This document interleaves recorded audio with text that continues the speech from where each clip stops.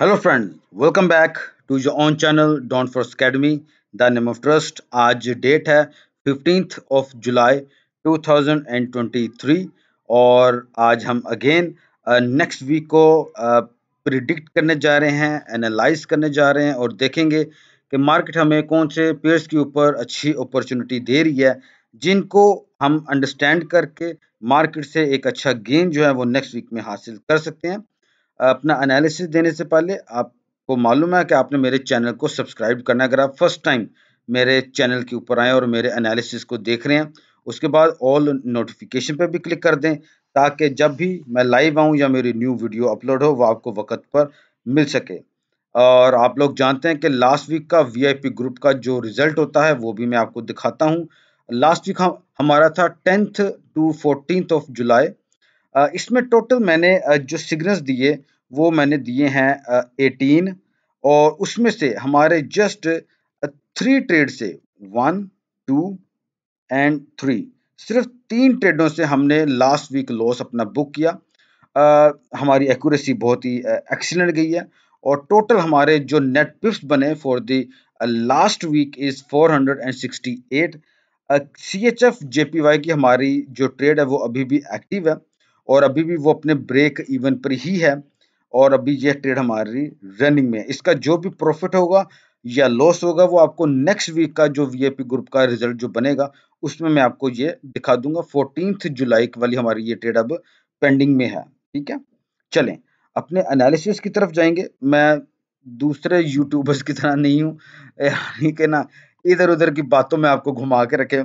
Point two point बात करनी चाहिए और मार्केट के हर पहलू को अंडरस्टैंड करना चाहिए। जिस साइड पे मार्केट मूव ले आप उसी साइड पे बैठ जाएं, सिंपल। पहले हम एक चीज को डिस्कस करते हैं, उसके बाद हम सेकंड पे आएंगे। पहले हम बात कर लेते हैं कि आपके सामने डॉलर करेंसी इंडेक्स का चार्ट है। एन मुमकिन है कि फ्राइडे वाले दिन जो कैंडल है वो बाय की बनी है और मुमकिन है कि मार्केट शायद इसकी अपसाइड में इसी तरीके से मूव करे। अगर तो मार्केट इस तरीके से मूव करती है तो ये जो आप जोन देख रहे हैं ये इसका कहीं ना कहीं से सप्लाई जोन है और मुझे लगता है कि यहाँ पे मार्केट आके अपनी रिजेक्शन कर सकती है एंड अगेन मार्केट अपनी इस प्रीवियस जो अभी तक का जिसका लो बना हुआ है वहां पे अपनी सपोर्ट मार्केट ले सकती है एंड अगेन मार्केट जो है वो अप ट्रेंड अपना लेगी एंड अगेन जो है वो फॉलिंग की तरफ जा सकती है। अगर तो स्ट्रक्चर इस साइड इस किस्म का बनता है, ठीक है, तो हम फिर मार्केट को किस तरह से प्ले करेंगे वो आपके लिए आसान हो जाएगा मार्केट को प्ले करने में। अगर ये बाय में जाती है मतलब euro pound gold Australian dollar New Zealand USD ये सारे आपको फिर सेल में मिलेंगे। जब ये इस तरीके से फॉल करता है अगर तो फिर आपको गोल्ड यूरो पाउंड ये आपको फिर बाय में मिलेंगे। ठीक है, तो ये स्ट्रक्चर अगर इस तरीके से बने तो आपने फिर उनको इस तरीके से ट्रेड करना होगा। दूसरा पहलू है, मान लेते हैं कि मार्केट इस तरीके से मूवमेंट अपनी नहीं दिखाती। फॉर एग्जांपल मंडे को मार्केट जो है वो बेरिश की बनती है तो मैंने यहाँ पे लिखा है sell only if D one candle strongly breakout 99.55। ठीक है, अभी मार्केट ये वाला जो जोन है अभी तक का जो लो बना है उसको अगर मार्केट स्ट्रॉन्गली ब्रेक करती है तो इट्स मीन कि डॉलर करेंसी इंडेक्स वीक है, वो अपसाइड में शायद ना जा पाए और फिर वो फॉल कर सकता है 97.20 के जोन तक। तो इस तरीके से भी हम फिर इसको ट्रेड करेंगे। ठीक हो गया, चलें आगे हम अपने पेयर्स की तरफ जाते हैं। गोल्ड की बात करते हैं तो गोल्ड आपने इसको अंडरस्टैंड करना। गोल्ड ने अपना इस डिसेंडिंग ट्रेंड लाइन को बहुत स्ट्रांगली ब्रेकआउट किया और हमने देखा कि मार्केट H4 की जो इसकी जो मार्केट है गोल्ड की H4 के टाइम फ्रेम पे फ्रॉम थर्सडे टू फ्राइडे एक जिग जैग में मूव होती रही है। इवन मैं आपको यहाँ पे बल्कि दिखा भी देता हूँ ताकि आप भाइयों को अंडरस्टैंडिंग आए। ये देखें, ये आप जोन देख रहे हैं, मार्केट इसी जोन में फंस के रह गई है। ठीक है, और ये जो है ये एज ए सपोर्ट काम अब कर रहा है ये वाला जोन। ठीक है, तो चांसेस हैं कि गोल्ड अपसाइड में मूव ले सकता है। अगर डॉलर करेंसी इंडेक्स बेरिश में आता है तो मतलब कि गोल्ड को हम फिर बाय में देख सकते हैं। ठीक है, अब हम वापस अपने D1 के चार्ट पे जाएंगे और सारे क्योंकि सारे एनालिसिस मेरे जो हैं वो इस बार आपको D1 टाइम फ्रेम के मुताबिक ही मिलेंगे। मैंने यहाँ पे भी मेंशन कर रखा है, आपने इन को इग्नोर नहीं करना। Bye only if D1 candle, यानी कि जो D1 की जो कैंडल है मंडे वाले दिन, strongly breakout and H4 candle must be closed above 1965। अगर तो मंडे की कैंडल बुलिश की बनती है और उसको ब्रेकआउट करती है, और जो कैंडल H4 की ब्रेकआउट कर रही है वो क्लोज हो जाती है अगर 1965 के ऊपर, तो आप इसके ऊपर बाय की अपॉर्चुनिटी को देख सकते हैं।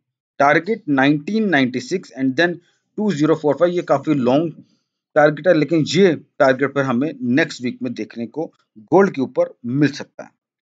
आगे बात हम कर लेते हैं पाउंड यूएसडी की। वही एनालिसिस है।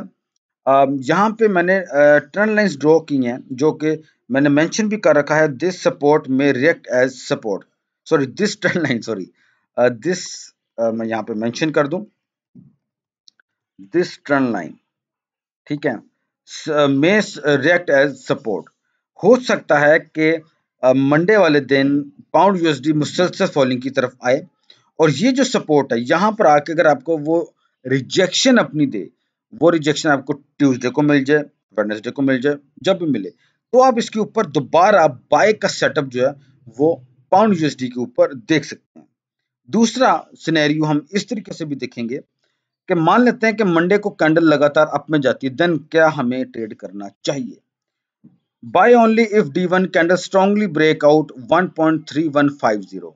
अगर D1 की कैंडल स्ट्रांगली अपने फ्राइडे के हाई को ब्रेक करती है, तो आप इसके ऊपर बाय की अपॉर्चुनिटी को अवेल कर सकते हैं फॉर द टारगेट 1.3425 के लिए।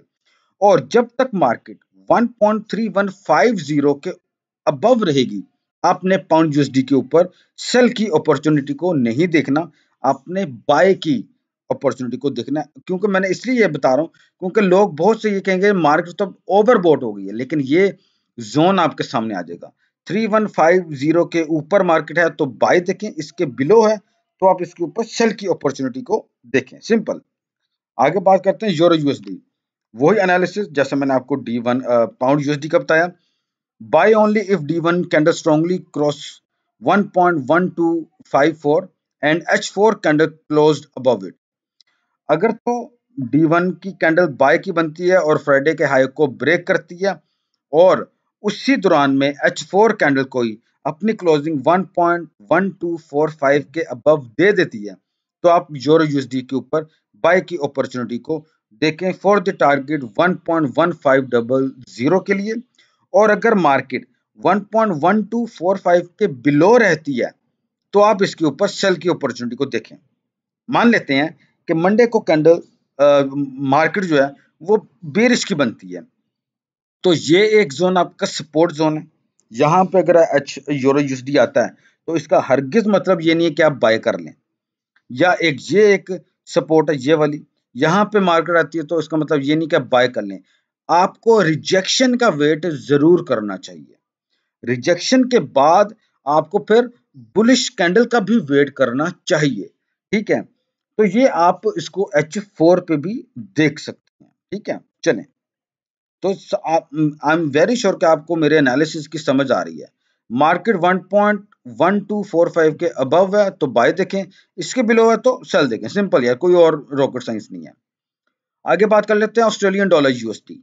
मार्केट ने अपना डबल टॉप बनाया, उसके बाद मार्केट फ्राइडे वाले दिन जो है वो डाउन आई। इसके ऊपर हमारा एनालिसिस भी था सेल का, लेकिन हमने इसको एंट्री लेवल पे निकाल दिया, लेकिन जो बहुत ही एक्सीलेंट था। ये एक इसके सामने सपोर्ट जोन आ रहा है, ठीक है।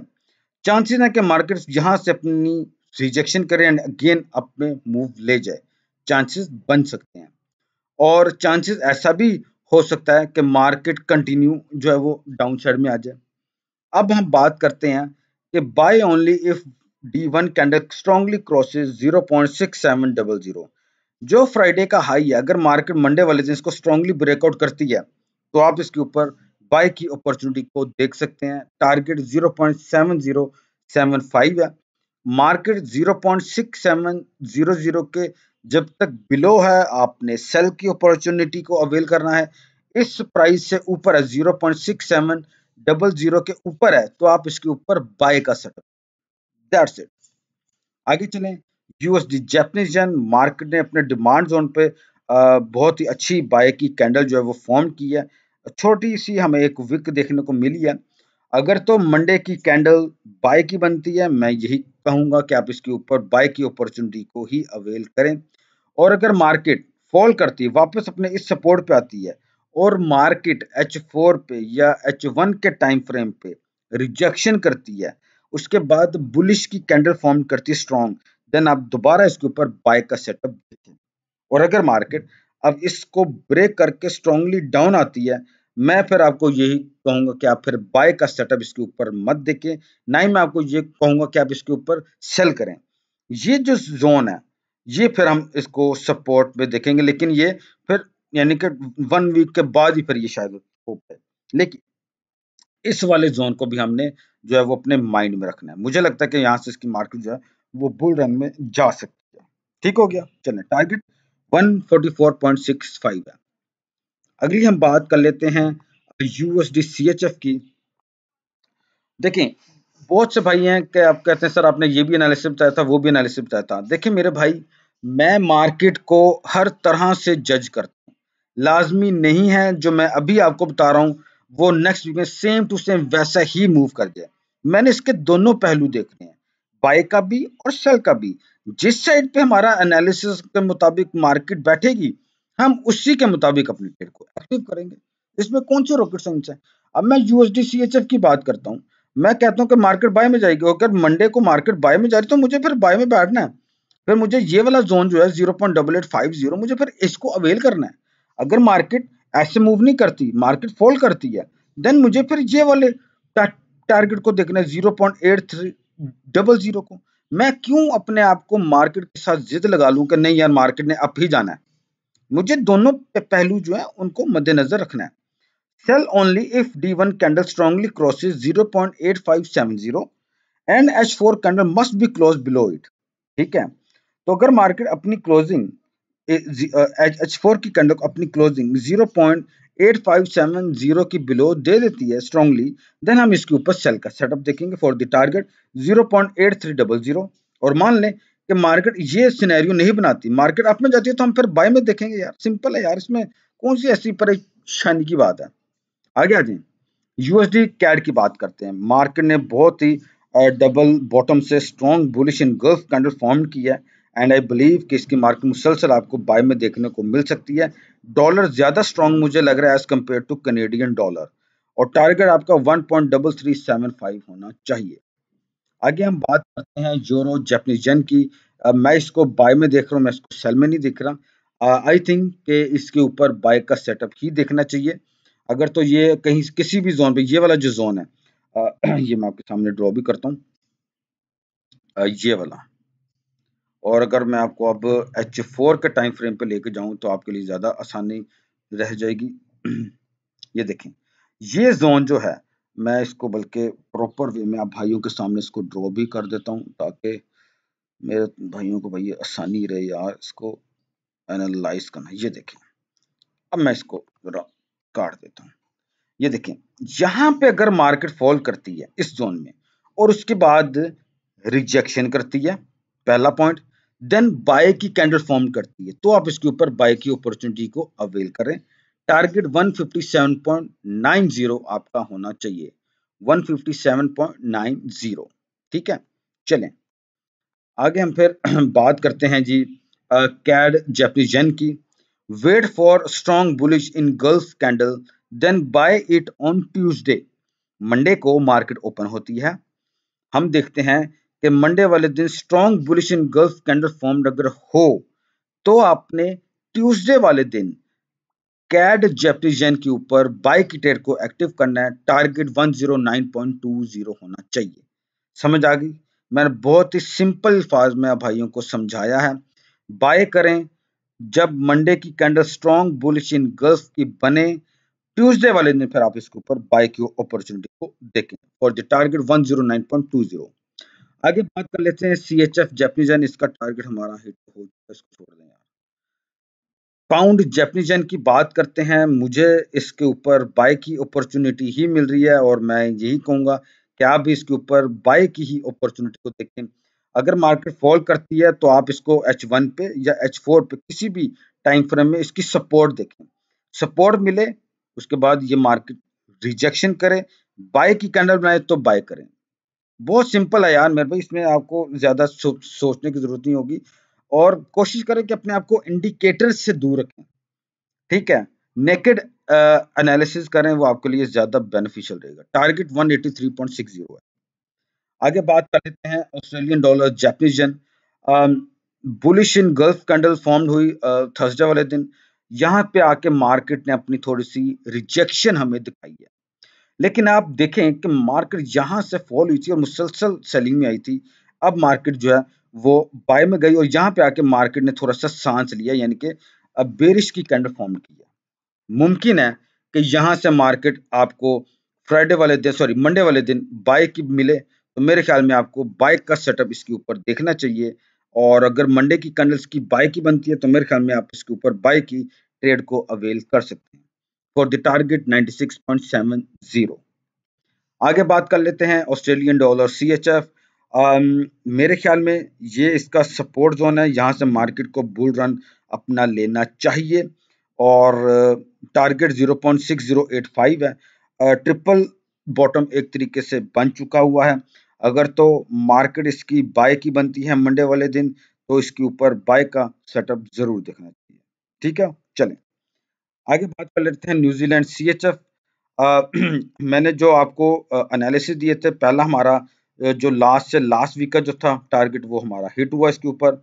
अब मार्केट दोबारा फॉल हुई, अब अगेन मार्केट अब जा रही है, अगेन हमारे प्रीवियस टारगेट ही इसके लिए वैलिड है। मुझे लगता है कि ये 0.5560 तक इसकी मार्केट जाएगी, एंड देन 0.5595 तक भी इसकी मार्केट जो है वो जा सकती है। तो बेटर ये रहेगा कि आप इसके ऊपर बाय का सेटअप ही देखें, ठीक है। तो ये टोटल मैंने आपको काफ़ी एनालिसिस बता दिए हैं। उम्मीद है कि आप हर एक एनालिसिस के ऊपर अपना ओन एनालिसिस भी करेंगे, हर पेयर को अपने तौर पे भी जांचेंगे। अगर आपको मुनासिब लगेगा कि मेरा एनालिसिस ठीक है और आपका भी एनालिसिस मेरे एनालिसिस के साथ मैच कर रहा है, देन ही आप उस पर्टिकुलर पेयर के ऊपर अपनी ट्रेड को एक्टिव करें और मार्केट से एक हैंडसम प्रॉफिट जो है वो ज़रूर गेन करें। टर्म्स एंड कंडीशन अप्लाई हैं। आपको मैंने बता दिया कि मैं जस्ट आपको अपना एनालिसिस दे रहा हूँ, मैं आपको ये नहीं कह रहा कि आप इसके मुताबिक ट्रेड करें। ये एनालिसिस एजुकेशनल बेस्ड है, ठीक है। इसके ऊपर अमल करके आप प्रॉफिट करते हैं या लॉस करते हैं उसके जिम्मेदार आप खुद हैं, ठीक है। और जो भाई मेरे साथ काम करने के ख्वाहिशमंद है, आपकी स्क्रीन के ऊपर मेरा व्हाट्सएप का नंबर और टेलीग्राम का नेम मैंने लिख दिया, वहाँ पे आपको फ्री मेरे जो सिग्नल्स हैं वो मिल जाएंगे। आप व्हाट्सएप पे भी मेरे से रब्ता कर सकते हैं for getting my VIP signals. Terms and condition जो है वो अप्लाई होंगी। मैं किसी भी किस्म के कोई भी चार्जेस नहीं लेता, ठीक है। तो उसके बाद आप मेरे से रब्ता कर लें, मैं आपको अपने VIP ग्रुप में ऐड कर लूँगा, और उम्मीद है कि आप भी बाकियों की तरह मेरे साथ एक हैंडसम प्रॉफिट जो है एवरी वीक ज़रूर बनाया करेंगे। Thank you so much for watching my analysis on weekly Forex forecast. God bless you all. Allah Hafiz.